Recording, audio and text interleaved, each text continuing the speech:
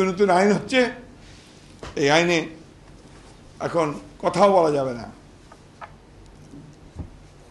যাবজ্জীবন কারাদণ্ড, 1 কোটি টাকা জরিমানা। এই ভয়াবহ পরিস্থিতি আমরা আছি। গুম করে দেয়, খুঁজে পাওয়া যায় না। বাচ্চাগুলো এখানে দাঁড়িয়ে স্লিং বললো আপনাদের সামনেই। দেখতে দেখতে আমি খুব আবেগপ্রবণ হয়ে গেছি। বলে যে বাবার সঙ্গে ঈদ করতে চাই। এই দেশ এখন, এর জন্য যুদ্ধ করেছিলাম। আমরা যারা রাজনীতি করি, আমরা ধরে নিয়েছি যে আমরা আপনার শেষ জীবন আমাদের হয় জেলে কাটবে অথবা ফাঁসিতে ঝুলতে হবে। যতগুলো মামলা আছে, সেই মামলায় যদি 5 বছর 10 বছর করে জেল হয়, আমরা হিসাব করেছি যে আপনাদের 250-260 বছর জেল হবে, কোনো রক্ষা নাই। সিগনালে থামে গাড়ি, হকার ছেলেপেলের, ইয়াং ছেলেপেলের সংস্থা আসে, এসে দিতে গিয়েই দেখে স্যার আমি তো বিএনপি করতাম লক্ষ্মীপুরে, এত মামলা পালিয়ে চলে এসছি, এখন এখানে হকারি করছি। অপারেশন কি বোল্ট কি যেন একটা, থান্ডারবোল্ট। এই অপারেশনে 9 জন নিহত হয়েছে। তার পরের দিন ওনাকে গ্রেপ্তার করেছে, কাউসারকে গ্রেপ্তার করে নিয়ে এসছে।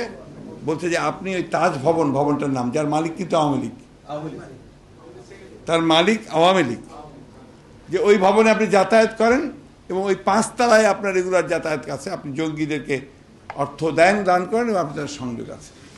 দীর্ঘকাল ধরে এই ভদ্রলোক বিএনপি করছেন, বিএনপির আছেন, এখন পীর সাহেব হয়েছেন, তার নাকি আপনার জঙ্গিদের সঙ্গে সম্পর্ক আছে, তিনি টাকা দিচ্ছেন।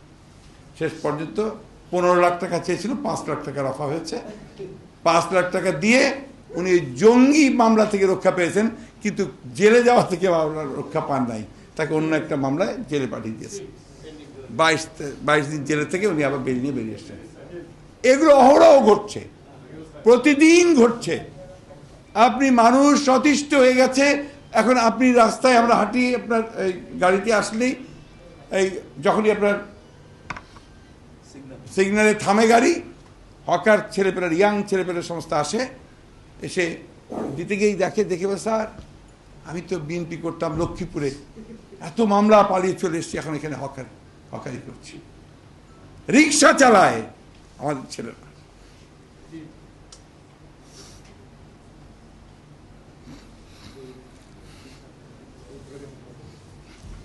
এই ভয়াবহ পরিস্থিতি আমরা আছি। গুম করে দেয়, খুঁজে পাওয়া যায় না। বাচ্চাগুলো এখানে দাঁড়িয়ে স্লিং বললো আপনাদের সামনেই।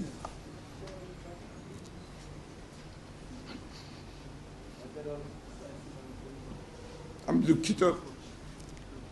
দেখতে দেখতে আমি খুব আবেগপ্রবণ হয়ে গেছি। বলে যে বাবার সঙ্গে ঈদ করতে চাই।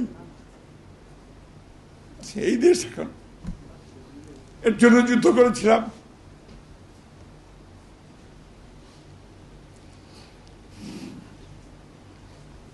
নতুন নতুন আইন হচ্ছে, এই আইনে এখন কথাও বলা যাবে না। যাবজ্জীবন কারাদণ্ড, 1 কোটি টাকা জরিমানা, আকারে ইঙ্গিতে, যে কোনোভাবেই। এখন আপনাদের কি ভূমিকা হবে, আপনাদেরকে নির্ধারণ করতে হবে।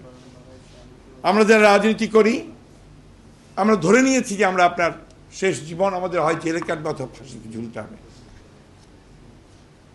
যতগুলো মামলা আছে, সেই মামলায় যদি 5 বছর 10 বছর করে জেল হয়, আমরা হিসাব করেছি যে আপনাদের 250-260 বছর জেল হবে, কোনো রক্ষা নাই। তো এটা আমার কথা।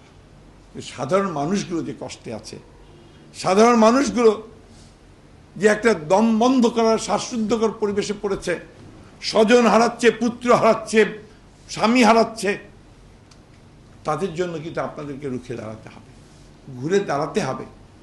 এ কথা ফরাদ ভাই বললেন যে আপনি যদি চান যেখানে আপনি একটা গণতান্ত্রিক ব্যবস্থার মধ্যে বাস করবেন, আপনি যদি চান যে আপনার স্বকীয়তাকে, আপনার নিজস্বতাকে আপনি রক্ষা করতে চান, তাহলে আপনাকে অবশ্যই ঘুরে দাঁড়াতে হবে। সে ঘুরে দাঁড়িয়ে কোন দল কি করলো, আমি অনেক দলের নেতাদের সঙ্গে কাছে যাই, কথা বলি, বিভিন্ন শর্ত জুড়ে দেন। তো আমার কথা হচ্ছে যে ঠিক আছে, শর্ত জুড়ে দিচ্ছেন, ঠিক আছে, কিন্তু যখন আপনার উপরে খড়গটা এসে পড়ছে তখন আপনি কাকে শর্ত জুড়বেন? আজকে কিন্তু মাহমুদুর রহমান মান্নাও ছাড়া পায় না। আজকে কিন্তু রামপালে আপনার এই কয়লার উপর ভিত্তি করে যে পাওয়ার প্ল্যান্ট তৈরি করার জন্য যারা প্রতিবাদ করছেন, বলছেন দেশ ধ্বংস হয়ে যাবে, তারা যখন রাস্তায় নামেন তখন তাদের পা ভেঙে দিতেও কিন্তু কুণ্ঠাবোধ করে না। আনু মোহাম্মদ সাহেবের মতো একজন পণ্ডিত মানুষকে রাস্তায় ফেলে দিয়ে মারতেও কুণ্ঠাবোধ করে না, কারণ সেটা তাদের স্বার্থের ব্যাপার আছে, সেটা তারা করবে। নিজের স্বার্থটা আমরা বুঝি।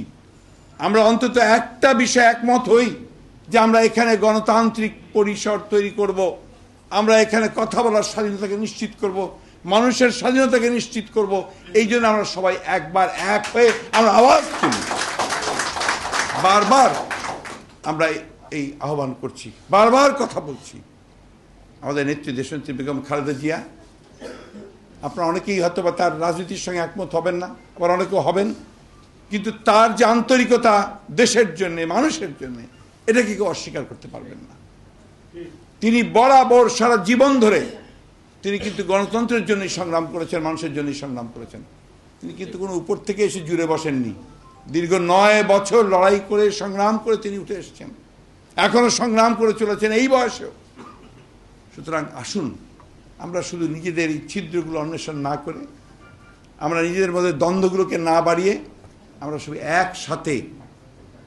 একসাথে আমরা আমাদের দাবিটাকে, আমাদের পাওনাগুলোকে আমরা বুঝে নেওয়ার জন্য আমরা উচ্চার হই।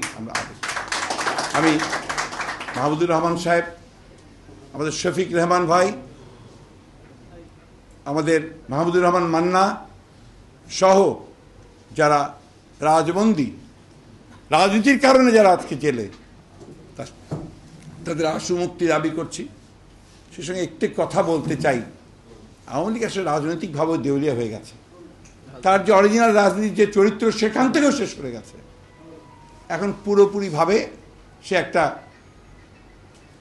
স্বৈরতান্ত্রিক, একটা একদলীয় শাসন ব্যবস্থা প্রবর্তন করবার জন্য একটা ফ্যাসিস্টে পরিণত হয়েছে, এবং সেই জন্য তার এই স্বার্থ হাসিল করে যা করা দরকার সে তাই করছে।